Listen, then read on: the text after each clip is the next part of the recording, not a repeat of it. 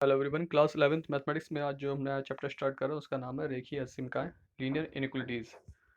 तो इसमें जो हम होती हैं असीमिकाएं क्या होती हैं?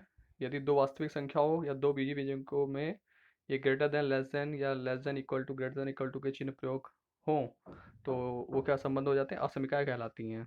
उदाहरणतः जैसे देखें 5 लेस देन 7, 8 लेस देन 9 या x लेस देन 3 या y greater than equal to 5। तो इस तरीके की जो एक्सप्रेशंस होते हैं उन्हें क्या बोलते हैं? इनइक्वलिटीज़, असीमिकाएं। अच्छा, इसमें जब कोई वेरिएबल आ जाता है, कोई एक या एक से अधिक राशि आ जाती है, तो उनसे बनने वाली जो समीकरणें होती हैं उन्हें हम क्या बोलते हैं? रैखिक असमीकाएं, लीनियर इनइक्वलिटीज। यहाँ पे एक क्वेश्चन दिया हुआ है 5x-3 लेस देन 2x+3 का हल ज्ञात कीजिए। और तीन कंडीशन दी है, जब वास्तविक संख्या हो, जब x पूर्ण संख्या हो या x प्राकृतिक संख्या हो, उन तीनों कंडीशन में हल क्या होंगे। तो यहाँ पे आप देखिए, पहले आपने एक्सप्रेशन x असीमिका को लिखा। असीमिका को सॉल्व करना है तो उसके लिए उन्हें क्या किया, 2x को बाई ओर तथा -3 को दाईं ओर ले गए। मतलब x वाले सेक्शन एक तरफ कर लिए तो 5x-2x हो जाएगा, तो आपको मिल गया 3x और इधर मिल गया 6। और इसको आप पूरी इक्वेशन को 3 से डिवाइड कर देंगे, मतलब इनइक्वलिटी को 3 से डिवाइड कर देंगे तो आपको मिल जाएगा x लेस देन 2। तो आपका आंसर आ रहा है x लेस देन 2। लेकिन जब x वास्तविक संख्या होगी तो 2 क्या, मतलब आंसर क्या हो सकता है x?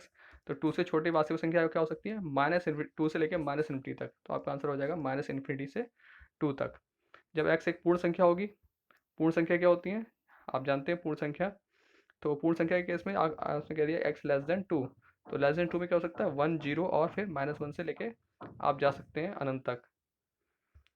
ऐसे ही जब x एक प्राकृतिक संख्या है तो x दो से छोटी प्राकृतिक संख्या क्या है? केवल एक ही पॉसिबल, x इक्वल टू 1।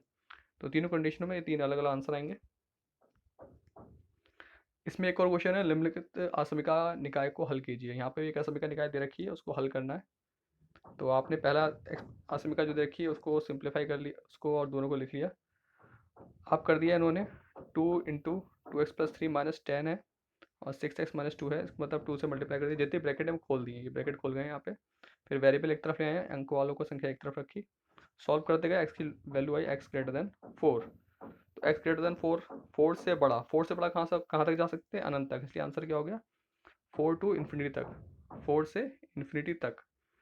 अब अस्मिका, फर्स्ट अस्मिका का तो हल आ गया, इसी सेकंड अस्मिका का हल करते हैं। तो सेकंड अस्मिका का हल जब करते हैं तो हमको आखिरी में आंसर मिलता है x less than equal to 0।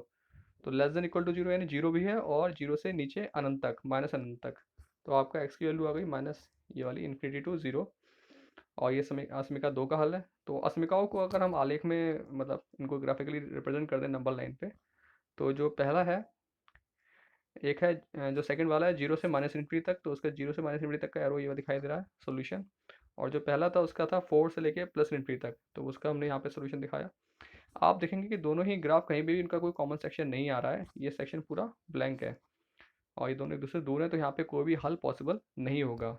जो कॉमन सेक्शन होता है वो सोल्यूशन हो जाता है असमिका का, जबकि यहाँ पे कोई भी कॉमन सेक्शन नहीं है, दोनों ही एरो, कहीं भी कोई कॉमन पार्ट नहीं है, अतः इस समीकरण का कोई हल नहीं होगा। सेकंड क्वेश्चन है, द्विविमीय तल में असमिका 3x-6 greater than equal to 0 को आलेखन विधि से हल कीजिए। आलेखन विधि से हल करना है 3x-6 greater than equal to 0। तो आप इसे पहले 3x-6 इक्वल टू 0 का आलेख खींच लेंगे। तो 3x-6 0 इक्वल टू 0 लिखा। अब बिंदु 0 0 को दी गई असमिका में रखने पर, अगर आप बिंदु 0 0 को असमिका में रख दें तो क्या होगा? ये आपका आ जाएगा 3x-6, यहाँ पे दोबारा दे रहा हूँ, यस 3, यहाँ पे आपने 0 0 पॉइंट को पुट कर दिया असमिका में, तो आपको मिलेगा 3 0 -6 ग्रेटर देन इक्वल टू 0। इसका मतलब है -6 ग्रेटर देन इक्वल टू 0। क्या -6 0 से बड़ा है? नहीं बड़ा है, ये असत्य है। अतः मूल बिंदु जो होगा दी गई अस्मिका के हल में सम्मिलित नहीं है। अगर ये कंडीशन फॉलो कर जाता तो हल होता, यहाँ पे कंडीशन फॉलो नहीं कर रहा, असत्य आ रहा था, समीकरण हल में सम्मिलित नहीं है। इस प्रकार दी गई अस्मिका का हल क्षेत्र जो होगा वो x इक्वल टू जो 2 की लाइन है इससे इस साइड का एरिया होगा। ये जो एरिया होगा ये वाला आपका हल का एरिया होगा, क्योंकि जो x इक्वल टू 2 की लाइन है वो आपकी सोल्यूशन लाइन आ रही है, लेकिन उसका कौन सा वाला पार्ट आपका हल होगा? सिंस ये वाला पार्ट जीरो इंक्लूड नहीं है आंसर में, इसलिए आपका हल का एरिया कौन सा होगा? ये वाला जो आपको डैश लाइन से दिखा रहा हूँ मैं। तो ये हो गया आलेखन विधि से। अब इसमें यहाँ पे दो समीकरण दी गई हैं, असमीकरण, और इनको आलेखी विधि से हल करना सीखना है यहाँ पे। तो आपको भी वही पार्ट है इसमें। एक पहले इक्वेशन को x plus y greater than equal to 5 है, इसको आप ड्रॉ कर लीजिए लाइन को। तो आपने यहाँ पे x plus y greater than equal to 5 की लाइन ड्रॉ करी, और ये आपकी वो लाइन है x plus y equal to 5 की। और दूसरा जो है x minus y less than 3, तो आपको x minus y equal to 3 की लाइन बनानी पड़ेगी।